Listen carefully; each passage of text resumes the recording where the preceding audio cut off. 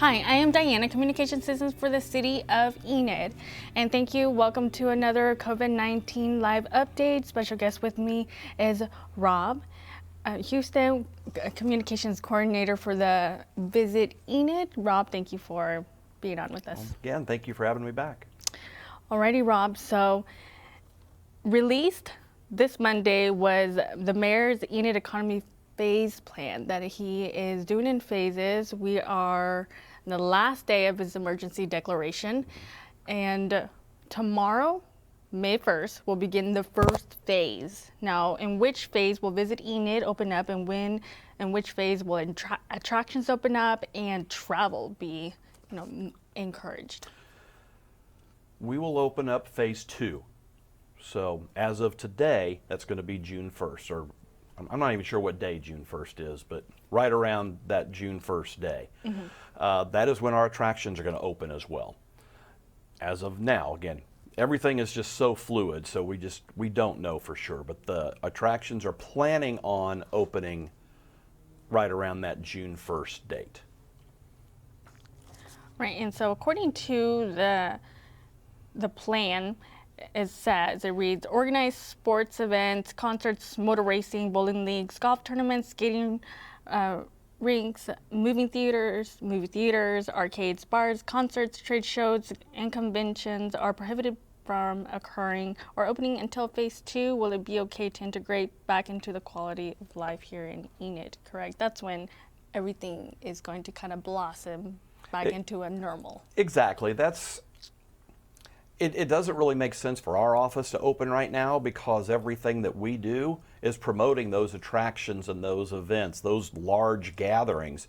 So we are remaining closed.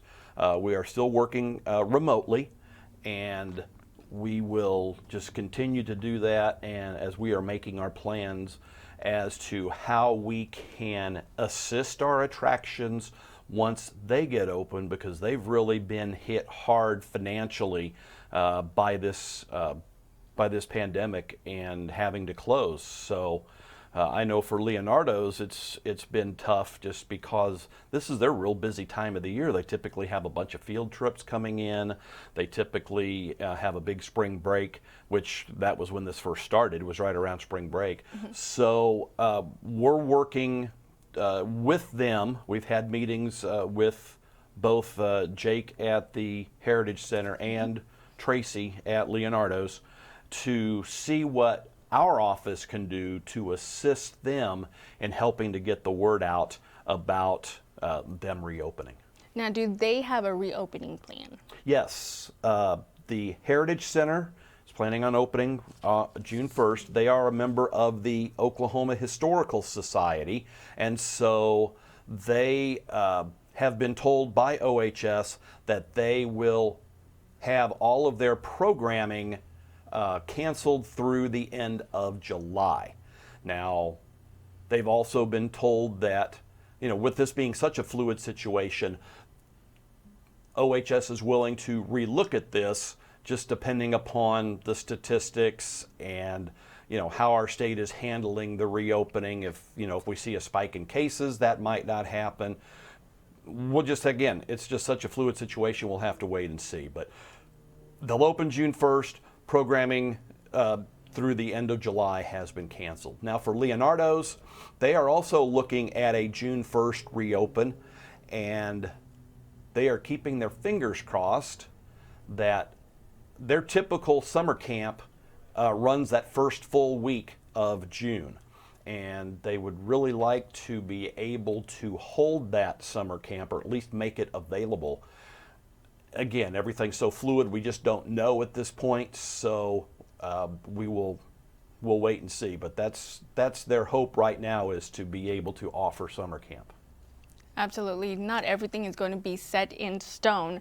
So I know that on your restaurant, you have a full list, a lot of restaurants that have closed businesses or have altered their services to customers, curbside pickup, delivery, drive-through. Now, on your website, are you posting what diners will open for some of these restaurants? Well, basically, everybody's reopening. All the restaurants are. I think one I saw may not open tomorrow. They may wait until Monday. But for the most part, all the dining rooms are going to reopen at some point in the next few days. And they're all, a lot of them are posting their photos on their websites and on Facebook, different social media channels that they are, they're showing their dining rooms, and they've altered their tables. They've moved them so they're 6 feet apart so they can adhere to the guidelines established, federally, state, and locally. So they're all willing to do that in order to get those people back inside. And it's kind of like the I Can't Wait video that we showed last week for the first time. A lot of them said, I want to go sit down and eat in a restaurant. And so starting tomorrow and through, or Monday, they'll be able to do that. All right, so reading from the plan, it reads, for phase 2, bowling centers must limit lane use per lane. Every other lane must remain closed. League and multiple lane use by groups is prohibited. Miniature golf course must maintain social distancing as customers move through the course. Religious services, well, this is my reading, but religious services have also have social distancing mitigations they need to follow to keep members safe and healthy. We interviewed Brad Mendenhall yesterday from World Harvest, and they have a plan in place that follows the mayor's plan. Now, also personal care services such as hair salons, barbers, pet groomers, spas, nail salons, tattoo parlors are by appointment only. Actually, this is first phase. Are by appointment only and must adhere to sanitation protocols and guidelines. Are you working with any of these businesses? I know they branch out from tourism and attraction, but are you helping any of them also? We're helping to provide some of those guidelines as well. If they're needing assistance, we're certainly there to assist them. But everybody's very aware of what's been going on. Everybody is very aware of the mayor's proclamation and all of the guidelines that are set within that. And I don't know of anybody that wants to go away from that. They want to do everything they can. They want to keep their customers happy. They want to keep their customers safe and still offer the services that they offer through their retail business. So we're not really seeing anyone that, is just going out and saying, oh my gosh, we're just going to open up like we normally have and to heck with this. That's not what they're doing. Everybody's adhering. Everybody's wanting to adhere to it. And we have this list on our website. We have a link actually to the City of Enid's page where that is posted.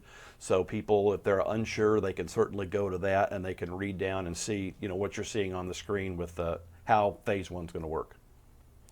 Now, Visit Enid usually recruits groups and meetings. Will that happen during the first phase virtually, or will that wait till phase 2? Well, we're not recruiting anything for phase 1. Right. Phase 1 is basically set up for our locals to get the economy rolling again. And the things that we do are far enough down the line. We have a couple of meetings set September, October that as of right now, they're still planning on happening, but we don't know that yet. We do know from webinars that we have watched that the meetings side of tourism is probably about the last thing to come along. Your short travel distances will happen first because it's just in everybody's DNA. They want to get out and they want to travel.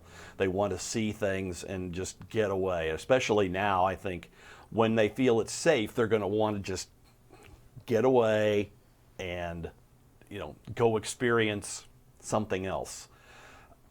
So that part, those short car trips are coming along first, but the meeting stuff, we don't know what a meeting is going to look like. We know what they used to look like when we'd have 200, 300 people in a meeting.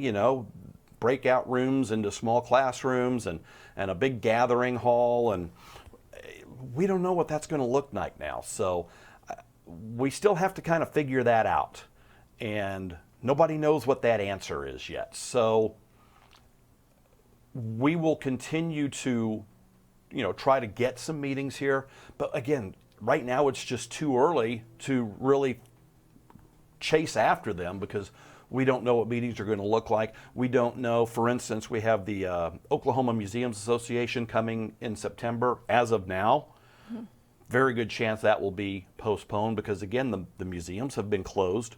So they've lost revenue during this. They don't know if they want to put themselves in a situation where there's a large crowd, Right. or they may not have the finances necessary to make the trip here because, of all the money that they've lost during this time. So, again, everything is just still so up in the air, but our mission will be to recruit meetings, but again, when it's safe to travel again. All right, so phase 2 will be June 1st. Now, do you forecast that attractions will come in full swing, or will it be a slow start? Oh, I think it'll be slow. I think our attractions will open, but they'll be open. No special programming. It's kind of like with the Heritage Center, and they're having no kind of programming through July.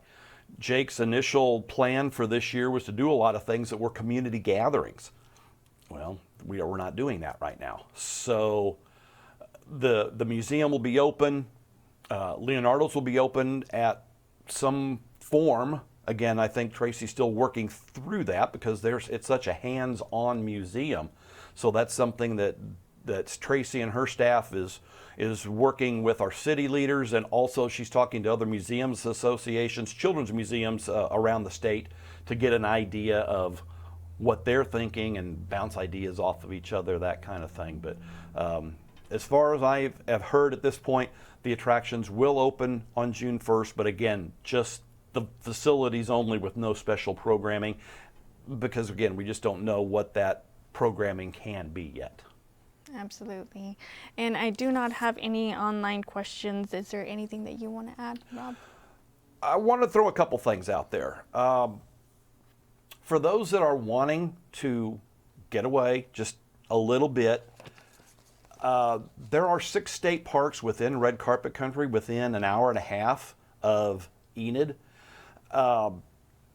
Do we want to encourage travel outside of the county? I maybe not. But the thing is, with the state parks, they're open. It's a wide open space. So if you want to get outside and enjoy, you can go to redcarpetcountry.com and you can look up the state parks. We have a state park page on visitenid.org that has the list of the 6 state parks within red carpet country. I do know that Alabaster Caverns will reopen June 1st. No, tomorrow. It's tomorrow. It's tomorrow. I'm sorry. Yeah, it's tomorrow. I'm thinking phase 2 here, but they're reopening tomorrow. But the caves will be open for starting May 15th with, if you just want to go explore the caves on your own. And then the interactive guided tours, they're looking at starting that June 1st. So I know that's the plan for Alabaster. The rest of the state parks within red carpet country, they're all pretty much wide open. The hiking trails at Romano's, Boiling Springs has a lot of good hiking trails as well over by Woodward. So, Gloss Mountains, I've seen several friends on Facebook post that they went to the top of the Gloss Mountains. Yeah. And I wouldn't say it's an easy hike up, but it's not real challenging either. They have handrails along the way, there's steps, there are benches at strategic locations. If you get tired, you can sit and stop and rest for a little bit before you proceed to the top. But it's a gorgeous view up on top. So if you have a chance to drive, that's 40 minutes from here. Mm-hmm. So just straight out 412. So it'd be a great thing to go and do, just to get out, take the kids, let them get out, run around a little bit, And so state parks are open. Again, 6 of them within an hour and a half's drive of Enid. One other thing that I did want to mention, we talk about this, but next week is National Travel and Tourism Week. It's the first week of May every year, and obviously we're not traveling right now. But the U.S. Travel Association, and here's the little video that they've put out, it's the spirit of travel. And again, we talked about it's in our DNA. We want to travel. We want to get out. And so on Tuesday of next week, they are taking to Twitter and using the hashtag virtual road trip. And they're going through all 50 states starting at like 8 a.m., maybe 7 a.m. Central Time. And they're coming through Oklahoma at 2:30 next Tuesday. And businesses, if you want to take part in this, they're encouraging you to use the hashtag virtual road trip. We'll be posting some things on our Twitter page, some photos of some local attractions, and with that hashtag virtual road trip. And then between 2:30 and 3, as they go through Oklahoma, we'll push a lot of those things out saying, hey, you know, these are some very cool things that we have here in Enid. Come and see us. So when it's safe, of course. So that'll be kind of fun. It's, you know, we can't travel right now, but this is the next best thing. We're doing a lot of things virtually now. So let's do a virtual road trip next Tuesday. I like it. Now, is this virtual road trip going to be of all 50 states? All 50 states plus the District of Columbia. I think they're starting in D.C., I want to say 7 a.m. It's 8 a.m. local time for them, and they're ending in California at, I want to say at like 10 Eastern, which is like 7 o'clock in California. So, yeah, they're hitting all 50 states plus the District of Columbia. So, fun times. Now, this can be found on the Twitter platform or at U.S. Travel?